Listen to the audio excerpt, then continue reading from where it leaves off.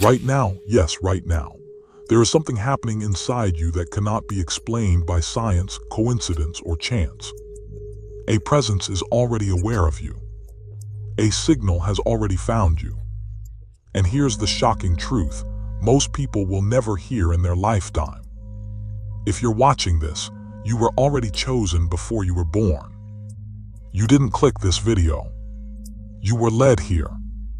There is a divine intelligence, older than religion, older than language, that recognizes you by frequency, not by name. And it has been trying to get your attention for a very long time. Not through visions, not through voices, but through something far more subtle and far more disturbing. That sound you hear when the world goes quiet. That ringing you feel more than you hear. That hum that appears when you're alone, thinking, remembering things you never lived. That is not noise. That is not damage. That is not random. That is a summons. A threshold tone, used only when a soul is ready to remember why it's here. Ancient texts warned about this moment. Mystics described it. Shamans feared it. And one woman, working quietly outside the system, uncovered what it truly means. She revealed that when you hear this frequency, your consciousness has already crossed into a different layer of reality. Which explains everything, doesn't it? Why you feel disconnected from the world you once fit into. Why crowds exhaust you and silence feels loud. Why you sense that something massive is unfolding, but no one around you seems to notice. You are not imagining this. You are not too sensitive. You are not broken. You are awakening inside a world that is splitting in two. And here's the part they don't want you to realize. Once this sound activates in you, there is no return to the old version of yourself, ever. Your relationships will change. Your priorities will collapse. Your tolerance for lies, especially comfortable ones, will disappear. Because the divine character guiding this shift does not ask for permission. It only reveals itself to those who can withstand the truth. This video will explain what the frequency is, why you can hear it, and what happens next. But understand this clearly. If you don't engage with this message, if you don't anchor it by liking this video, if you don't subscribe so this knowledge stays accessible to you, if you don't comment to mark yourself as someone who heard the call, the algorithm will bury this, and the signal will return to you alone, stronger, louder, impossible to ignore. Share this now, because someone you love is already hearing it and doesn't understand why. Comment, "I hear it," to lock yourself into the timeline where this knowledge stays with you. Subscribe, because once you see what's coming, you'll never see reality the same way again. You were warned. You were called. And now you're listening. Ballad. She didn't arrive with thunder or prophecy. There was no dramatic announcement, no moment where the sky split open and declared her purpose. Dolores' canon began exactly where most people begin, in a life that looked ordinary from the outside. She was a wife, a mother, someone grounded in routine, responsibility, and the quiet rhythms of everyday American life. Nothing about her early years suggested that she would one day become a bridge between worlds, a listener to voices that seemed to speak from beyond time itself. And yet, somewhere beneath the surface of that normalcy, a subtle divergence was already taking place, like a river quietly changing course long before anyone notices the bend. Her path didn't explode away from convention, it slipped away gently. What started as curiosity became attention. What became attention slowly turned into listening. Not the kind of listening where you wait for your turn to speak, but the kind where you disappear completely so something deeper can come through. Dolores didn't chase mystery for excitement or escape. She followed it because it kept knocking, again and again, through the mouths and memories of ordinary people who had no reason to invent extraordinary stories. Over time, she realized she wasn't studying the brain at all. She was exploring consciousness itself, that vast interior landscape science still struggles to name. As the years passed, the number of people grew into the thousands. Different ages, backgrounds, beliefs, and cultures, most of them strangers to one another, most of them with nothing to gain by telling the same strange truths. And yet a pattern emerged, not loudly, but persistently. These stories echoed each other across time and geography, like the same melody being played on different instruments. Dolores became less a researcher and more a translator, someone who could sit between the conscious mind and something far older, far wiser, and allow it to speak without interference. She never forced answers. She didn't lead people where she wanted them to go. She listened. And in that listening, hidden knowledge surfaced naturally, as if relieved to finally be heard. Again and again, the same message slipped through from different voices, different sessions, different lives. Something was changing. Not something that was about to happen someday, but something already in motion. A shift that wasn't waiting on permission or belief. A shift already underway. At first, the implications were subtle. Then they became impossible to ignore. The earth itself, she was told, was transforming. Not metaphorically, not symbolically, but literally. And humanity wasn't splitting into camps of right and wrong, believer and skeptic. The division was happening on a different level entirely, one that had nothing to do with opinions and everything to do with vibration. The idea sounded strange, even unsettling, but it carried a quiet authority that didn't ask to be believed. It simply stated what was. To understand that message, you have to step back and look at the planet not as a rock floating in space, but as a living system. Modern science already hints at this, describing Earth in terms of dynamic systems, feedback loops, and measurable rhythms. There is a real electromagnetic pulse surrounding the planet, a steady beat often compared to a heartbeat. For most of human history, that rhythm held relatively stable, and human consciousness evolved in harmony with it. Ancient cultures didn't see themselves as separate from the Earth. They felt aligned with its tempo. Calm, balance, and coherence weren't spiritual goals back then. They were natural states. But rhythms can change, and when they do, everything tuned to them must adjust. Instruments that once sounded perfect can suddenly feel out of sync. Over recent decades, scientists have measured fluctuations in Earth's electromagnetic frequency that suggest acceleration. The tempo is quickening. The planet is no longer holding the same pace it once did. And when the music speeds up, the dancers feel it first in their bodies. This is where the mystery turns inward, because when the planet's frequency rises, the human body doesn't receive a memo explaining what's happening. It responds instinctively. Medical language struggles here, because vibration doesn't show up neatly on scans or blood tests. Energy is often labeled as malfunction simply because the tools weren't designed to measure resonance. The body, however, knows exactly what it's doing. It is an instrument, exquisitely sensitive, with trillions of cells responding to incoming information all the time. The nervous system acts like a receiver, translating subtle signals into sensation. As higher input arrives, the system adjusts, sometimes gently, sometimes awkwardly, and sometimes audibly. That's when people begin to notice it. A ringing in the ears that comes and goes without explanation. A soft hum in the silence. A buzzing that feels almost electrical. Not painful, not alarming, just present, like the body tuning itself to a new station. For those experiencing it, the confusion isn't the sensation itself. It's the dismissal that often follows. Doctors shrug, tests come back normal, friends don't hear it, and yet the certainty remains. A knowing without proof. A sense that something real is happening even if there's no language for it yet. That inner conflict can be isolating, but it's also revealing. Because not everyone hears the sound. Not everyone will. This isn't about superiority or specialness. It's about resonance. Just as some radios pick up certain frequencies more clearly than others, human systems vary in sensitivity. Some people are naturally more attuned, more open, more adaptable to change. Others are anchored deeply in the old rhythm, comfortable with the familiar beat. Neither is wrong, but they will experience this moment in time very differently.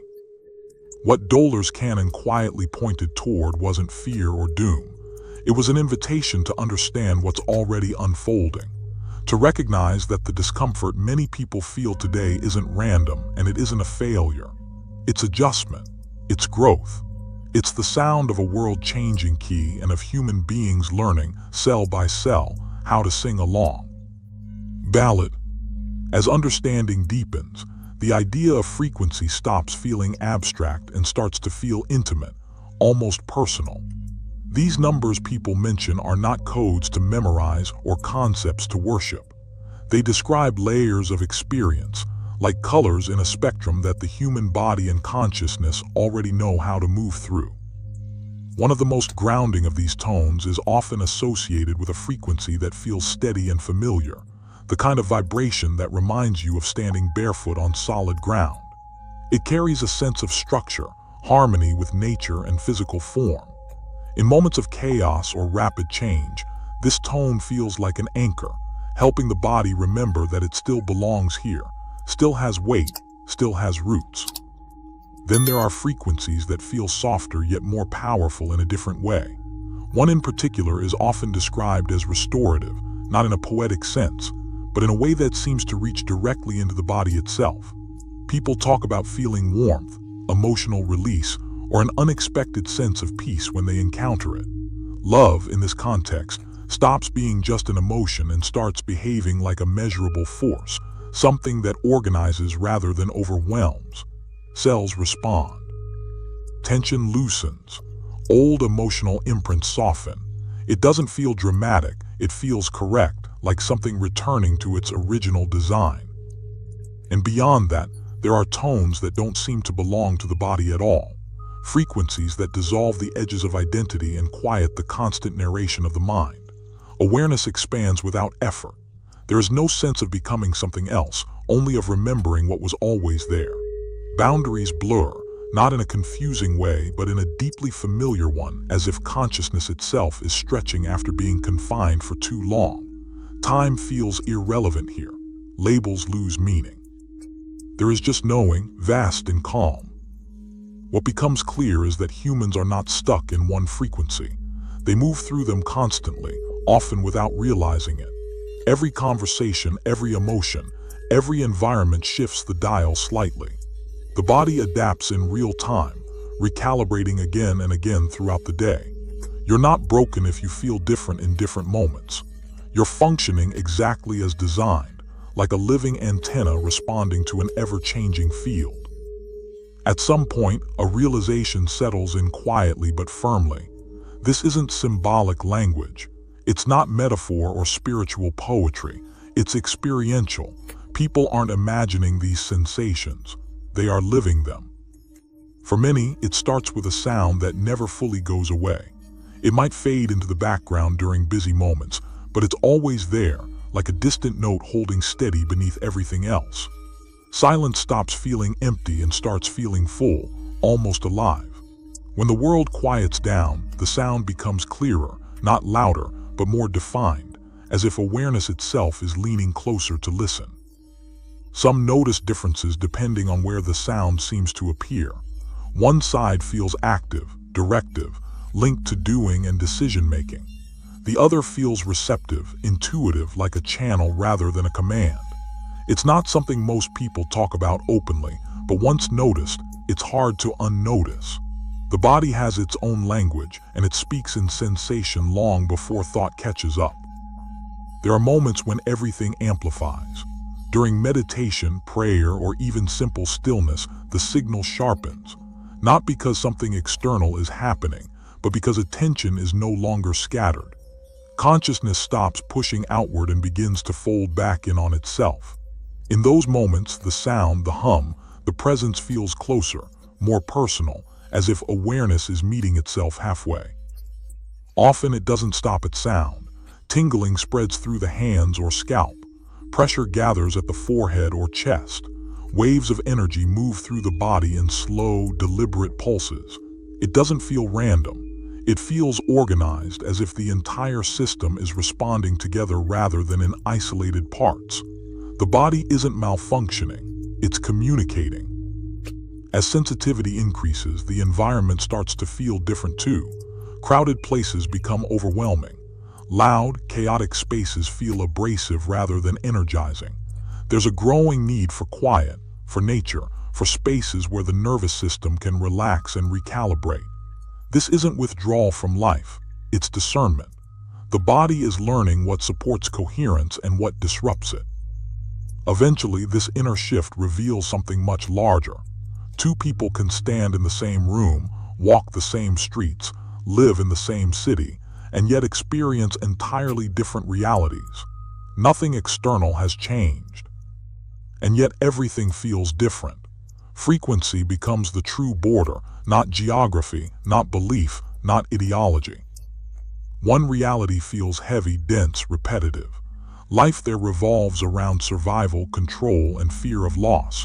Time feels scarce. Connection feels conditional. The nervous system stays on alert, bracing for the next problem. This isn't evil or wrong, it's familiar. It's the old rhythm, the one humanity has danced to for a very long time. Alongside it, another way of experiencing life begins to emerge. It feels lighter, not because challenges disappear, but because movement replaces resistance. Synchronicity replaces force. There is a sense of participating with life rather than struggling against it. Unity isn't an idea here, it's a felt experience. Choices feel guided instead of pressured. Presence becomes more valuable than certainty. The hardest part isn't the change itself. It's the emotional weight of realizing that loved ones may be standing in a different reality while sharing the same physical space. Conversations miss each other by inches.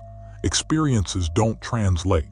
There can be loneliness in that, but it isn't the loneliness of abandonment. It's the loneliness of transition, of being between worlds. Some find themselves naturally occupying that in-between space. They can still understand the old rhythm while sensing the new one clearly. Their role isn't to convince or convert. It's to hold coherence, to remain steady during a time when everything feels like it's shifting underfoot. Bridges don't force traffic. They simply exist, offering a path when someone is ready to cross. For some, this sense of purpose feels older than memory. There's a quiet recognition that life was never meant to be easy, and that ease was never the goal. Before birth, there was an agreement, not spoken in words but understood completely. A choice to enter density, confusion, and forgetting, not as punishment, but as service. To be here during change is not an accident. Those who arrived first often carry the heaviest weight.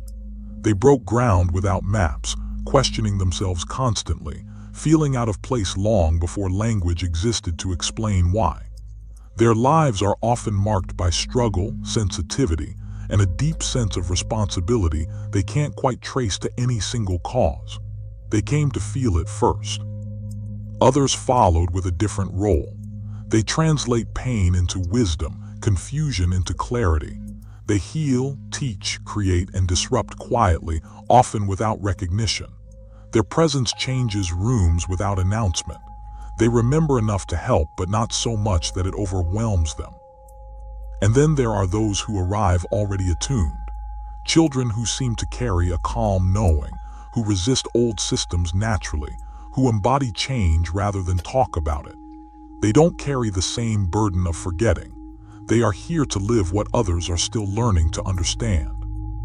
Recognition doesn't come with titles or labels. It arrives as a feeling of belonging that doesn't require explanation. A sense of this makes sense now, even if the details are still unfolding. Not everyone will resonate with this story, and that's okay. But for those who do, it won't feel like learning something new. It will feel like remembering something deeply familiar, something that's been humming quietly inside all along. Ballad. As awareness sharpens, the sound begins to make sense in a way that feels less mysterious and more intimate. It no longer feels like something happening to you, but something speaking with you. People start to notice patterns, not because they were taught them, but because the body naturally recognizes meaning when it appears consistently. When the tone seems to arise more strongly on the right side, it carries a feeling of alignment, like a quiet confirmation that you're moving in the right direction. It's not congratulatory or dramatic. It's steady, reassuring, almost practical. A subtle nudge forward that doesn't demand attention but rewards it. When the sensation shifts to the left, the quality changes. It becomes receptive, inward, reflective. Instead of pushing forward, it invites listening. Guidance arrives here not as instructions, but as impressions, feelings, intuitive understandings that bypass logic entirely. It's the side of receiving rather than acting, of allowing rather than deciding. Together, these two modes form a kind of dialogue, a rhythm of motion and stillness that mirrors life itself. Volume 2 begins to reveal its own language. When the tone grows louder, sharper, more insistent, it often coincides with moments of transition. Decisions approaching, inner shifts underway. It's not alarm, it's urgency without fear. A signal that something is moving and attention matters. Softer tones arrive differently. They soothe rather than prompt. They often appear after emotional release or insight, like a gentle reassurance that integration is happening naturally, without effort. Pitch doesn't stay fixed either. It rises and falls, changes texture, sometimes almost melodic. These shifts often align with movement between inner states, moments where consciousness expands slightly, adjusts, recalibrates. It feels less like disruption and more like upgrading a system while it's still running. The process isn't linear, but it is intelligent. Eventually, the realization becomes unavoidable. This isn't noise, it's communication. Not from outside, but from within a deeper layer of self that was always aware, always present, just previously unheard. Once this dialogue begins, there is no return to the way things were before. Awareness expands in a way that cannot be reversed. Old structures become transparent. Beliefs that once felt solid now reveal their seams. You can still participate in the world as it is, but you can no longer fully believe in its illusions. Truth, once seen, can't be unseen. Along with that clarity comes a shedding of identity. Roles that once defined you begin to loosen.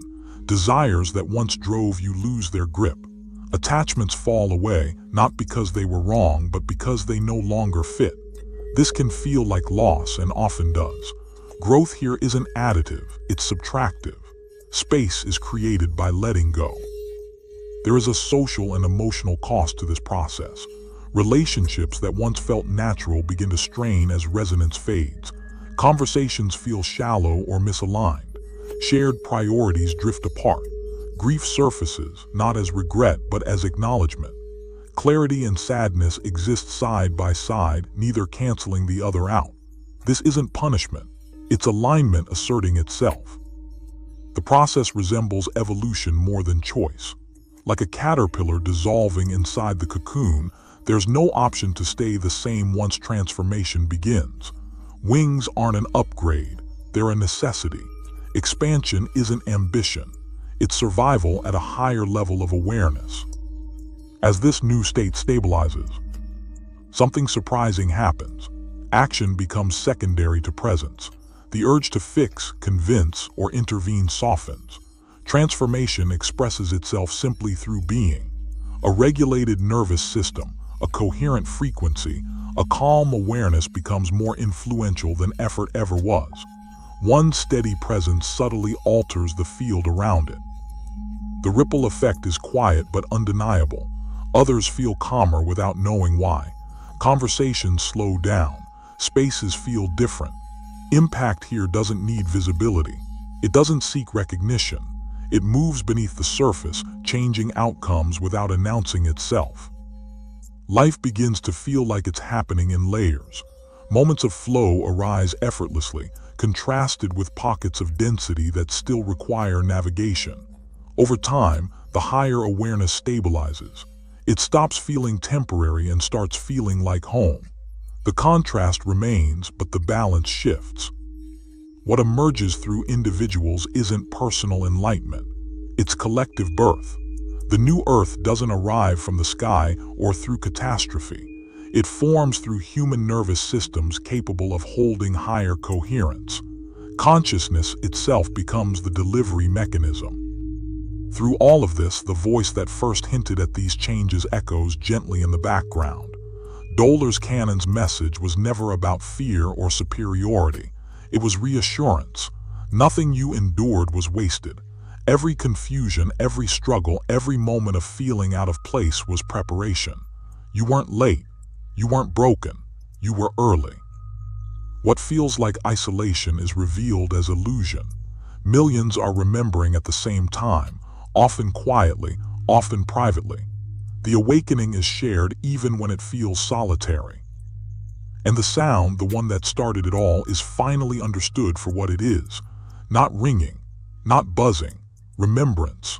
The soul recognizing itself across layers of time and identity. Home was never a location. It was always a frequency, and awakening was never escape. It was return. Ballad. If this message unsettled you, it's because something ancient inside you recognized it. The divine presence guiding this shift doesn't speak in fear. It speaks in truth, and truth always disrupts comfort. Here is the moral you can't ignore. You were never meant to follow the world, only to remember yourself. What you do next decides whether this knowing fades or grows louder. Ignore it, and the mystery will return in silence. Acknowledge it, like, share, comment, subscribe, and the path stays open.